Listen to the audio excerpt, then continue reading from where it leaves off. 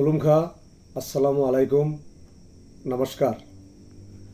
আগামী 2 ডিসেম্বর আমরা সারা রাজ্য থেকে, সমস্ত ব্লক থেকে, সমস্ত ডিস্ট্রিক্ট থেকে,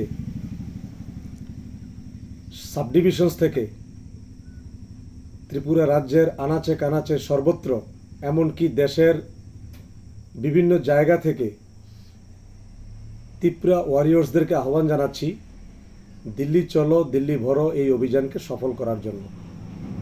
আর আমাদের এই অভিযান মূল লক্ষ্য আমাদের গ্রেটার ত্রিপুরাল্যান্ড, সে হোক হিন্দু, হোক মুসলমান, হোক খ্রিস্টান, হোক মণিপুরি, জাতি জনজাতি, সবার জন্য এই গ্রেটার ত্রিপুরাল্যান্ড আমাদের জরুরি। আমি আপিল করছি ত্রিপুরা রাজ্যের আপামর জনসাধারণ যারা আমাদের এই ত্রিপুরা মথাকে সমর্থন করেন, আপনারা এই অভিযানকে সফল করুন।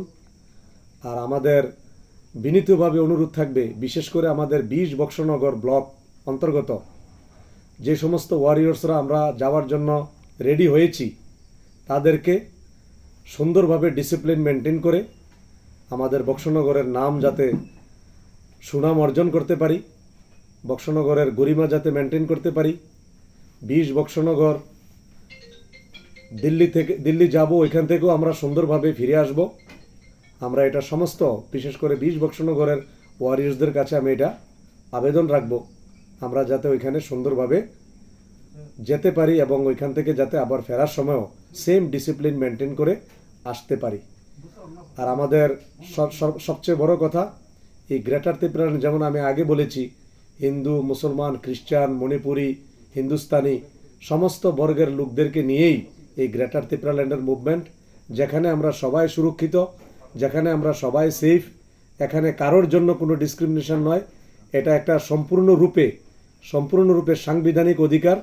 আর এই অধিকারকে এই অধিকার সবার জন্য দরকার, যেখানে সম্পূর্ণরূপে আধুনিক ব্যবস্থার মাধ্যমে এই গ্রেটার ত্রিপুরাল্যান্ড তৈরি হবে, যেটাকে আমরা 2023 বিধানসভা নির্বাচনে জয়লাভ করব, যে ইস্যুকে সামনে রেখে।